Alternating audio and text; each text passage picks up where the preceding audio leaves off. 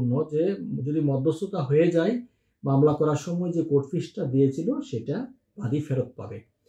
আর এই আইনের উপধারা 10 অর্থাৎ সাবসেকশন 10-এ আমরা যেটা দেখতে পাই যে মধ্যস্থতার মাধ্যমে কোনো মামলার নিষ্পত্তির আদেশ এটা চূড়ান্ত বলে গণ্য হবে, এবং এই যে উক্ত আদেশ যেটা আছে সেটার বিরুদ্ধে উচ্চতর আদালতে কোনো আপিল বা রিভিশন দায়ের করা যাবে না। এটা কিন্তু একটা সিলিং এবং এটা একটা ব্যারিয়ার।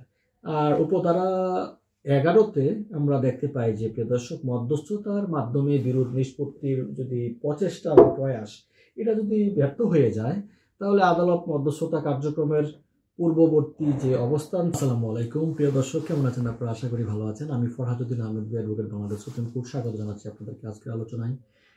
আজকে অর্থ আইন আদালত আইন 2003 নিয়ে আলোচনা করব।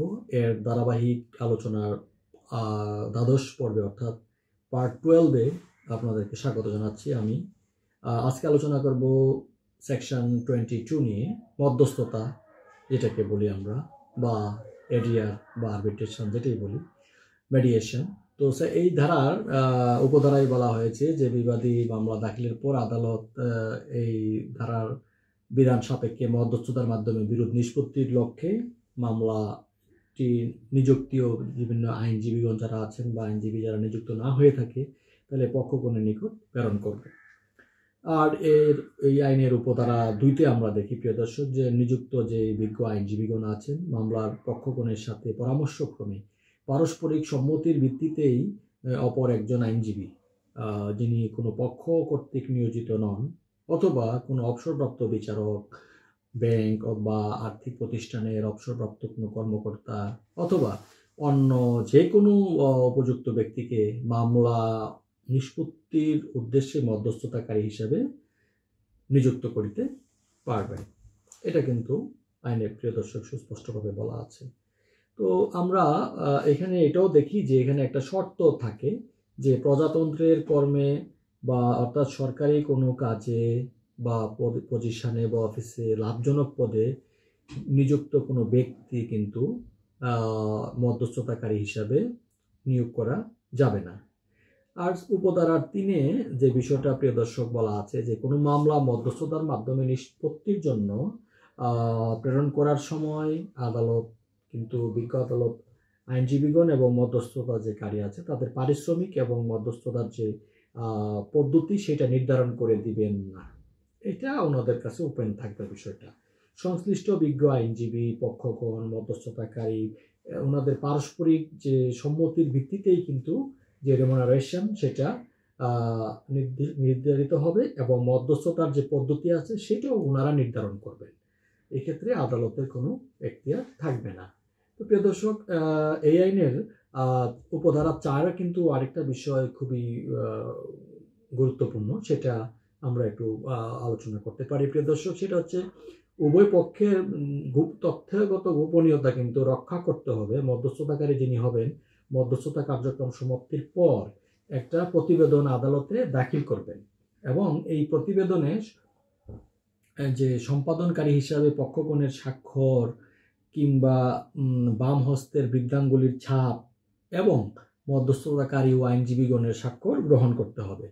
তবে মধ্যস্থতার মাধ্যমে মামলার বিরোধ নিষ্পত্তি যদি হয়ে যায় তাহলে এটা হয়ে থাকলে যেই শর্তগুলো আছে মধ্যস্থতার শর্তগুলো লিখিতভাবে চুক্তি আকারে লিপিবদ্ধ করতে হবে।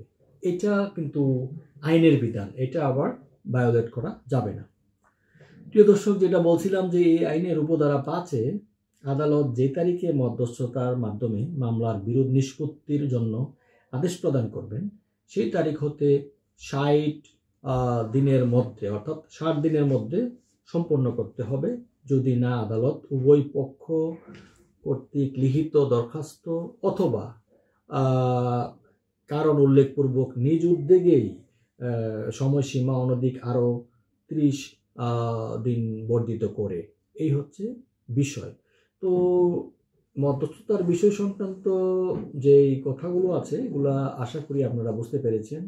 উপধারা এই আইনের উপধারা 6-তে আমরা কিন্তু আরও কিছু জিনিস পাই, যেটা হচ্ছে মধ্যস্থতার যে আদেশ হবে সেই আদেশের 10 দিনের মধ্যেই পক্ষগণ আদালতকে লিখিতভাবে মধ্যস্থতাকারীর নাম জানাবেন এবং এই সময়ের মধ্যে মধ্যস্থতাকারী নিযুক্ত করতে না পারলে আদালতে একজন মধ্যস্থতাকারী নিজেই নিয়োগ করে দিবেন। সেই বিষয়গুলো কিন্তু উল্লেখ রয়েছে প্রিয় দর্শক। তো এই আইনের উপধারা 7-এ কিন্তু আমরা আরেকটা জিনিস লক্ষ্য করতে পারি, সেটা হচ্ছে প্রিয় দর্শক যে আদালত উপধারা 4-এ যে উল্লেখিত যে প্রতিবেদনের উপর ভিত্তি করে এবং ধারা 24-এর বিধান সাপেক্ষে প্রয়োজনীয় আদেশ বা ডিক্রি প্রদান করবে। এখানে প্রতিবেদনের উপর ভিত্তি করে এই কথাটা বলা আছে, তাহলে এটা একটা ম্যান্ডেটরি প্রভিশন হয়ে যায় এবং ধারা 24-এর যে বিধান আছে সেটাও কিন্তু প্রতিপালন করতে হবে ডিক্রি প্রদান করার ক্ষেত্রে এবং আদেশ প্রদান করার ক্ষেত্রে। আর এই আইনের 8 উপধারায় প্রিয় দর্শক মধ্যস্থতা সম্পর্কিত আরেকটি বিষয় রয়েছে, মধ্যস্থতার কার্যক্রম গোপনীয় হবে এবং পক্ষগণ তাদের যে নিযুক্ত আইনজীবী আছেন, প্রতিনিধি বা মধ্যস্থতাকারীর মধ্যে অনুষ্ঠিত কোনো আলোচনা বা পরামর্শ, উপস্থাপিত কোনো সাক্ষ্য, তারপর কোনো প্রদত্ত কোনো স্বীকৃতি, বিবৃতি বা মন্তব্য গোপনীয় বলে গণ্য হবে। এই বিষয়গুলোকে গোপনীয় রাখতে হবে। পরবর্তীতে মামলার যে শুনানির কোনো পর্যায়ে বা অন্য কোনো কার্যক্রমে দেখা যাবে যে তাদের উল্লেখ করা যাবে না, এই বিষয়গুলোকে উল্লেখ করা যাবে না বা সাক্ষ্য হিসেবে তা গ্রহণযোগ্য হবে না। মধ্যস্থতা করার জন্য যে সমস্ত বিষয়গুলো বা কথাগুলো আলোচনায় আসবে সেগুলো আবার মামলায় পরবর্তীতে সাক্ষ্য হিসেবে গ্রহণ করা যাবে না। এটা কিন্তু সুস্পষ্ট বিধান। এখন প্রশ্ন আসতে পারে যে আর কি বিধান রয়েছে মধ্যস্থতার ক্ষেত্রে। এই আইনের উপধারা 9-এ কিন্তু আমরা দেখতে পাই যে আমরা জানি যে কোর্ট ফিস অ্যাক্ট 1870 এটা আছে। সেই 1870-এ যা কিছুই থাকুক না কেন, এই ধারার অধীনে কিন্তু কোনো মামলার বিরুদ্ধ নিষ্পত্তি মধ্যস্থতার মাধ্যমে নিষ্পত্তি হয়, তাহলে আদালত কি করবে, কালেক্টরের নিকট থেকে আর্জিতে যে প্রদত্ত সম্পূর্ণ কোর্ট ফি আছে সেটা ফেরত প্রদানের জন্য বাদীকে একটি প্রত্যয়নপত্র প্রদান করবেন এবং এর ভিত্তিতে দেখা যাবে যে বাদী যে সমস্ত কোর্ট ফি দিয়েছিল সেটা ফেরত পাবে। অর্থাৎ এখানে আমরা একটা জিনিস গুরুত্বপূর্ণ, যে যদি মধ্যস্থতা হয়ে যায় মামলা করার সময় যে কোর্ট ফিসটা দিয়েছিল সেটা বাদী ফেরত পাবে। আর এই আইনের উপধারা 10 অর্থাৎ সাবসেকশন 10-এ আমরা যেটা দেখতে পাই যে মধ্যস্থতার মাধ্যমে কোনো মামলার নিষ্পত্তির আদেশ এটা চূড়ান্ত বলে গণ্য হবে এবং এই যে উক্ত আদেশ যেটা আছে সেটার বিরুদ্ধে উচ্চতর আদালতে কোনো আপিল বা রিভিশন দায়ের করা যাবে না। এটা কিন্তু একটা সিলিং এবং এটা একটা ব্যারিয়ার। আর উপধারা 11-তে আমরা দেখতে পাই যে প্রিয় দর্শক মধ্যস্থতার মাধ্যমে বিরোধ নিষ্পত্তির যদি প্রচেষ্টা বা প্রয়াস এটা যদি ব্যর্থ হয়ে যায়, তাহলে আদালত মধ্যস্থতা কার্যক্রমের পূর্ববর্তী যে অবস্থান ছিল, যে পর্যায়ে মামলাটি ছিল সেই পর্যায় থেকেই মামলার শুনানির কার্যক্রম শুরু করবেন এবং শুরু হবে কিন্তু সেটা। আর এখানে সেকশন 22 এবং সেকশন 24 যেটা আছে, এখানে আদালতের মনে রাখতে হবে যে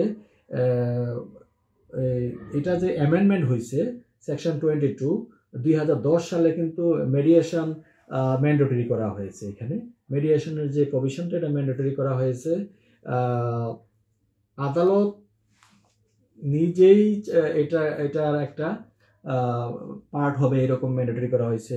যখন এটা অ্যামেন্ডমেন্ট করা হয় 22টা সেকশন 22 যখন অ্যামেন্ডমেন্ট করা হয় এবং এটা 24-এর সাথে মিলিয়ে পড়তে হবে এবং এটার যে একটা প্রপোজিশন আছে এটা অনেক ক্লিয়ার এবং এটা আমরা জানি যে প্রিয় দর্শক এই আইনটা যথাযথভাবেই এখন আছে এবং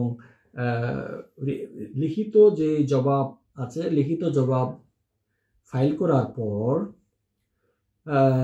যে সংশ্লিষ্ট যে কোর্ট আছে, সংশ্লিষ্ট যে পার্টি আছে, তারা লিখিত জবাব ফাইল করার পর লার্নেড জাজ কিন্তু এই মেডিয়েশনের জন্য প্রসেস করতে পারেন, মেডিয়েশনের ইনিশিয়েটিভ নিতে পারেন। এই ব্যাপারে একটা জাজমেন্ট আছে, একটা কেস রিপোর্টেড হয়েছে মোহাম্মদ আলী ভার্সাস জাজ অথরিন আদালত 19 BLC-তে পেজ নাম্বার 356-এ কিন্তু আমরা সেটা রিপোর্টেড হয়েছে, আমরা জানি প্রিয় দর্শক।